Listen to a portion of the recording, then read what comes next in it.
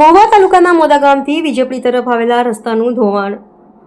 ભાવનગર જિલ્લાના છેવાડે આવેલું ખોબા જેવડું ગામ મોદા ગામને સાંસદ અમરેલી લાગે, ધારાસભ્ય ગારિયાધર લાગે, પણ આ ગામને જિલ્લો ભાવનગર છે અને તાલુકો મહુવા છે, પણ હટાણું તેમજ માર્કેટ યાર્ડ સારકુંડલા જવું પડે।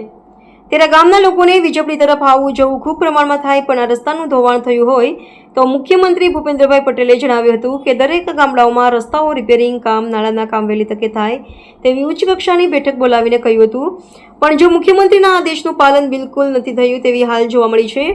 મુખ્યમંત્રી સડક યોજના અંતર્ગત બનેલા રોડ પર ગત તારીખ 16/6/2025ના રોજ ભારે વરસાદના કારણે ધોવાણ થયું હતું।